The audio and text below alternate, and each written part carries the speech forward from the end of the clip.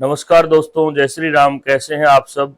आज हम संकष्टी चतुर्थी, जिसे संकटा चतुर्थी भी कहा जाता है, आषाढ़ गणेश संकटा चतुर्थी व्रत की कथा को सुनेंगे। यह व्रत इस वर्ष 2025 में आषाढ़ गणेश चतुर्थी का व्रत 14 जून को रहेगा। 14 जून को सभी माताएं बहनें संतान की दीर्घायु और पति की लंबी आयु के लिए यह व्रत रखती हैं। इस व्रत की कथा को प्रारंभ करने से पहले आप गणेश जी को अपने सामने सुंदर सी तस्वीर के रूप में स्थापित करें। अगर धातु के गणेश जी की मूर्ति है तो आप उसका दूध, दही, घी, शहद, पंचामृत, खांड, गंगाजल आदि से स्नान कराएं। उसके बाद तिलक लगाकर वस्त्र चढ़ाएं और फल प्रसाद आदि, पुष्पमाला आदि से सुशोभित करके भगवान का पूजन करें। उसके बाद कथा का श्रवण करें। कथा सुनते समय पानी का कलश आपके पास में जल से भरा हुआ एक कलश होना चाहिए और हाथ में आप कोई भी तिल वगैरह ले सकते हैं और उसके बाद कथा सुने। पार्वती बोली, हे वत्स, आषाढ़ मास की चौथ को किस गणेश का पूजन करना चाहिए।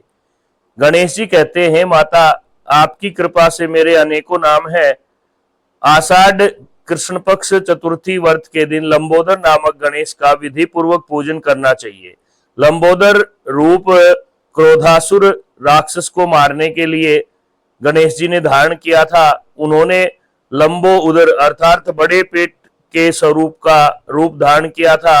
मूषक पे सवार होकर के उन्होंने राक्षसों का संहार किया था और यह ब्रह्मा का वाचक है, ब्रह्मा को दर्शाने वाला है।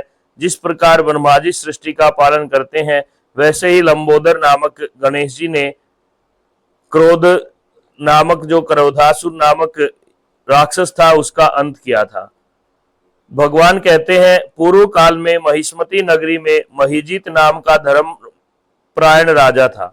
उसके कोई पुत्र नहीं था। रात दिन पुत्र की चिंता में रहता। पुत्र प्राप्ति के लिए दान पुण्य किया, परंतु पुत्र नहीं हुआ।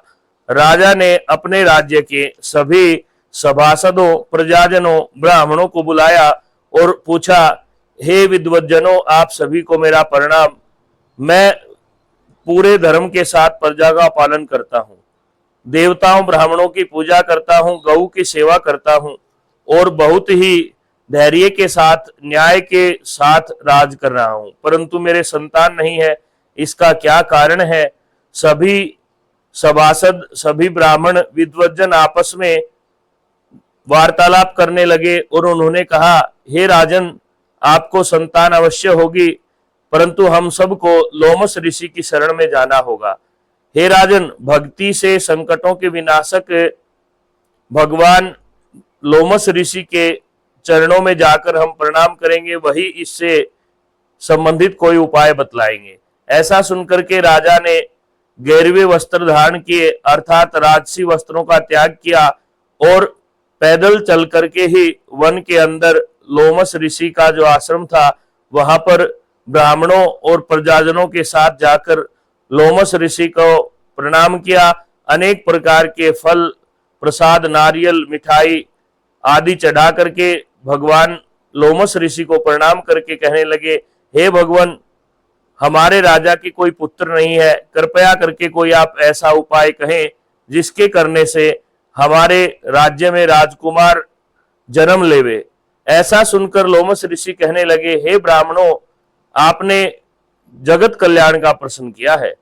यदि आपके नरेश अर्थात आपके राजन भक्ति भाव से संकटों के विनाशक श्री गणेश चौथ का व्रत करें और आषाढ़ मास में लंबोदर नामक गणेश का पूजन करें, विधि पूर्वक पूजन करें, संतान अवश्य प्राप्त होगी। राजा ने सभी ब्राह्मणों और प्रजाजनों को सत्कार कर विदा किया और भक्ति पूर्वक गणेश चतुर्थी का व्रत करने लगे। जब आषाढ़ मास की कृष्ण पक्ष की चतुर्थी आई, उस दिन सबको बुला करके पूरे जोर शोर के साथ भगवान गणेश का जागरण किया और रानी सहित दोनों ने प्रेम से व्रत किया। भगवान गणेश जी की कृपा से जल्दी ही रानी सुदक्षिणा गर्भवती हुई। 10वें माह सुंदर पुत्र प्राप्त हुआ। राजा ने बहुत ही उत्सव मनाया, याचकों और ब्राह्मणों को बहुत सा धन दिया। ऐसा श्री गणेश जी का प्रभाव है। जो मनुष्य भक्ति पूर्वक श्री गणेश जी के चतुर्थी का व्रत करता है उसके सभी संकट दूर हो जाते हैं। अतः आप सब भी इस व्रत को करें।